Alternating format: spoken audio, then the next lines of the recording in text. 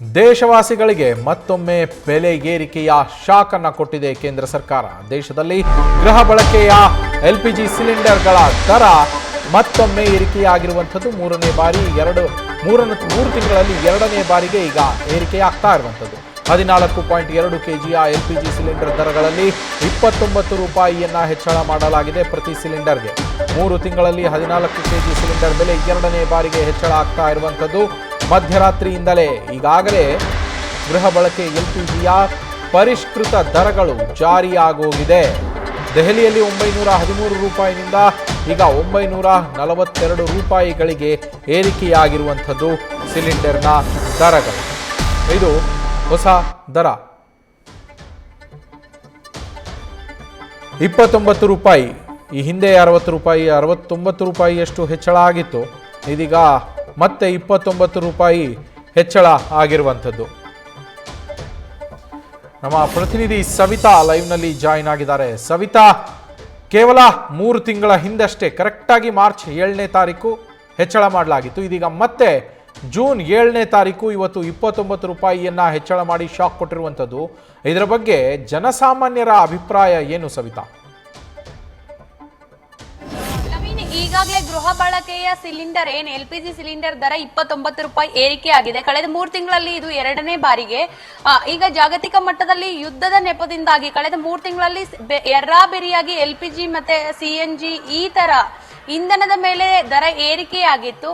ಕಳೆದ ಬಾರಿ LPG cylinder ಏನಿದೆ ಕಮರ್ಷಿಯಲ್ ಸಿಲಿಂಡರ್ ದರ ಏರಿಕೆ ಆಗಿತ್ತು. ಹೋಟೆಲ್ ಅಸೋಸಿಯೇಷನ್ ಒಂದಿಷ್ಟು ಇಂಡಸ್ಟ್ರಿಯಲ್ ಕಡೆಯಿಂದ ಕೆಂಗಣ್ಣಿಗೆ ಕೇಂದ್ರ ಸರ್ಕಾರ ಗುರಿಯಾಗಿತ್ತು. ಇಂದು ಗೃಹ ಬಳಕೆಯ ಎಲ್ಪಿಜಿ ಸಿಲಿಂಡರ್ ಏನಿದೆ 29 ರೂಪಾಯಿ ಕಳೆದ 3 ಬಾರಿ ಎರಡನೇ ಬಾರಿ ಕಳೆದ 3 ತಿಂಗಳಲ್ಲಿ 2 ಬಾರಿ ಹೆಚ್ಚಳ ಆಗಿದೆ. ಜನಸಾಮಾನ್ಯರು ಹಿಡಿಶಾಪ ಹಾಕುವಂತಾಗಿದೆ. ಪ್ರಮುಖವಾಗಿ ದಿನ ಕಳೆದ ಹಾಗೆ ಯಾವ ದರ ಏರಿಕೆ ಆಗುತ್ತೆ, ಅದರಲ್ಲೂ ಯುದ್ಧದ ನೆಪವನ್ನ ಇಟ್ಕೊಂಡು ದರ ಏರಿಕೆ ಯಾವ ರೀತಿ ಮಾಡ್ತಾರಂತ ಆತಂಕದಲ್ಲಿ ಸಾರ್ವಜನಿಕರು ದಿನ ಕಳೀತಾ ಇದ್ದಾರೆ. ಇಂದು ಗೃಹ ಬಳಕೆಯ ಸಿಲಿಂಡರ್ ದರ ಏರಿಕೆ ಜನಸಾಮಾನ್ಯರ ಆಕ್ರೋಶ ಜೊತೆಗೆ ಶಾಕ್ಗೂ ಕೂಡ ಕಾರಣ ಆಗುತ್ತೆ. ಪ್ರಮುಖವಾಗಿ ಇಂಧನ ಕಂಪನಿಗಳನ್ನು ನೋಡಿದ್ರೆ ಈಗ ದರ ಏರಿಕೆ ಮಾಡಿದ್ರೆ ಲಾಭದಲ್ಲಿ ನಡೀತಾವಂತ ನೋಡ್ತಾ ಹೋದ್ರೆ ಇಲ್ಲ, ಒಂದು ಸಿಲಿಂಡರ್ ಇಂದ 700ರವರೆಗೂ ಲಾಸ್ ಆಗುತ್ತೆ ಅನ್ನೋ ಮಾತು ಕೂಡ ಕೇಳಿ ಬರ್ತಾ ಇದ್ದಾವೆ. ಒಟ್ಟಾರೆ ಕೇಂದ್ರ ಸರ್ಕಾರ ಹೇಳೋದು ಜಾಗತಿಕ ಇಂಧನ ಬಿಕ್ಕಟ್ಟಿನಿಂದ ಈ ಒಂದು ಪರಿಸ್ಥಿತಿ ನಾವು ಎದುರಿಸುವಂತಹ ಸ್ಥಿತಿ ನಿರ್ಮಾಣ ಆಗಿದೆ. ಜೊತೆಗೆ ಸಾರ್ವಜನಿಕರು ಜನಸಾಮಾನ್ಯರು ಸಪೋರ್ಟ್ ಮಾಡ್ಬೇಕನ್ನೋದು ಒಂದು ನೆಪ ಆದ್ರೆ ಇತ್ತ ಇಂಧನ ಕಂಪನಿಗಳು ಕೂಡ ಲಾಸ್ ನಲ್ಲಿ ನಡೀತಾ ಇರೋದು ಒಂದು ವಿಪರ್ಯಾಸವೇ ಸರಿ. ಇಂದು ಬೆಳಗ್ಗೆನೆ ಜನಸಾಮಾನ್ಯರಿಗೆ ಮಧ್ಯಮ ವರ್ಗದವರಿಗೆ ಶಾಕಿಂಗ್ ಸುದ್ದಿ ಅಂತಾನೆ ಹೇಳ್ಬೋದು. Naveen, thank you Savita. ಗೃಹ ಬಳಕೆ ಸಿಲಿಂಡರ್ನ ದರಗಳು ಇವತ್ತು ಮಧ್ಯರಾತ್ರಿಯಿಂದಲೇ ಈಗಾಗಲೇ ಜಾರಿಯಾಗಿದೆ. ಪರಿಷ್ಕೃತ ದರಗಳು 29 ರೂಪಾಯಿ ಹೆಚ್ಚಳ ಆಗಿರುವಂಥದ್ದು. 3 ತಿಂಗಳಲ್ಲಿ ಎರಡನೇ ಬಾರಿಗೆ ಹೆಚ್ಚಳವಾಗಿದ್ದಾವೆ ಗೃಹ ಬಳಕೆ ಗ್ಯಾಸ್ನ ದರ.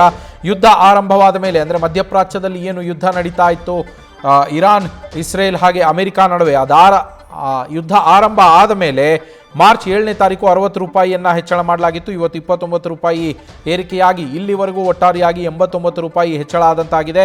ಸರಿಯಾಗಿ 3 ತಿಂಗಳಿಗೆ ಮತ್ತೊಮ್ಮೆ ಹೆಚ್ಚಳ ಆಗಿರುವಂಥದ್ದು. ಇದೀಗ ದರ ಹೆಚ್ಚಳವಾದರೂ ಕೂಡ ಗ್ಯಾಸ್ ಕಂಪನಿಗಳಿಗೆ ಈಗಲೂ ಕೂಡ ಲಾಸ್ ಆಗ್ತಾ ಇದೆಯಂತೆ. ಅಂದರೆ ಈ ಭಾರತ್ ಗ್ಯಾಸ್ ಇರ್ಬೋದು, ಇಂಡಿಯನ್ ಆಯಿಲ್ ಇರ್ಬೋದು, ಇವ್ರುಗಳಿಗೆ ಈಗಲೂ ಕೂಡ ಲಾಸ್ ಆಗ್ತಾ ಇದೆ.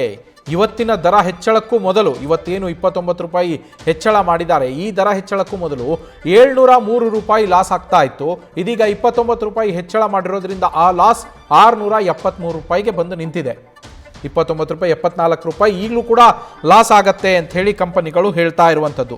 ಸಂಸ್ಥೆಗಳಿಗೆ ಆಗ್ತಾ ಇರುವಂತಹ ಈ ಆರ್ಥಿಕ ಹೊರೆಯನ್ನು ಕಡಿಮೆ ಮಾಡೋದಕ್ಕೋಸ್ಕರ ದರ ಹೆಚ್ಚಳ ಮಾಡಿದ್ದೀವಿ, ನಮಗೇನು ಇದರಿಂದ ಲಾಭ ಸಿಗಲ್ಲ, ಆದರೆ ನಮಗೆ ಆಗ್ತಾ ಇರುವಂತಹ ಆರ್ಥಿಕ ಹೊರೆ ಏನಿದೆ ಅದನ್ನು ಕಡಿಮೆ ಮಾಡಬೇಕು, ಅದಕ್ಕೋಸ್ಕರ ನಾವು ಮಾಡಿದ್ದೀವಿ ಅಂತೇಳಿ.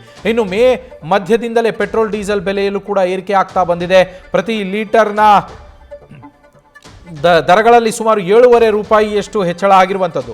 CNG ದರಗಳಲ್ಲೂ ಕೂಡ ಪ್ರತಿ ಕೆಜಿಗೆ 6 ರೂಪಾಯಿ ಹೆಚ್ಚಳ ಆಗಿತ್ತು ಈಗಾಗಲೇ. ಆದರೂ ಸಹ ಪೆಟ್ರೋಲ್ ಮತ್ತು ಡೀಸೆಲ್ನಲ್ಲೂ ಕೂಡ ಆ ಸಂಸ್ಥೆಗಳು ನಷ್ಟವನ್ನು ಅನುಭವಿಸ್ತಾ ಇವೆಯಂತೆ. ಪ್ರತಿ ಲೀಟರ್ ಪೆಟ್ರೋಲ್ಗೆ ಅಂದಾಜು 11 ರೂಪಾಯಿ, ಹಾಗೆ ಪ್ರತಿ ಲೀಟರ್ ಡೀಸೆಲ್ಗೆ ಸುಮಾರು 33 ರೂಪಾಯಿ 60 ಪೈಸೆಯಷ್ಟು ನಷ್ಟವನ್ನು ಅನುಭವಿಸ್ತಾ ಇವೆ ತೈಲ ಕಂಪನಿಗಳು ಅಂತೇಳಿ ಹೇಳಲಾಗ್ತಾ ಇದೆ. ಜಾಗತಿಕ ಮಾರುಕಟ್ಟೆಗೆ ಹೋಲಿಸಿದ್ರೆ ಭಾರತದಲ್ಲಿ ಗ್ಯಾಸ್ ದರ ಈಗಲೂ ಕೂಡ ಕಡಿಮೆ ಇದೆ ಅಂತೇಳಿ ಹೇಳಲಾಗ್ತಾ ಇದೆ. ಮುಂಬರುವ ದಿನಗಳಲ್ಲಿ ಈ ದರಗಳು ಪೆಟ್ರೋಲ್, ಡೀಸೆಲ್, ಗ್ಯಾಸ್ ಜನಸಾಮಾನ್ಯರಿಗೆ ಅತ್ಯಗತ್ಯವಾಗಿರುವಂತಹ ವಸ್ತುಗಳೇನಿದ್ದಾವೆ ಇವುಗಳ ದರಗಳು ಮತ್ತಷ್ಟು ಹೆಚ್ಚಳ ಆಗೋದರಲ್ಲಿ ಯಾವುದೇ ಅನುಮಾನ ಇಲ್ಲ ಅಂಥೇಳಿ ತಜ್ಞರು ಅಭಿಪ್ರಾಯವನ್ನು ಪಡ್ತಾ ಇರುವಂಥದ್ದು.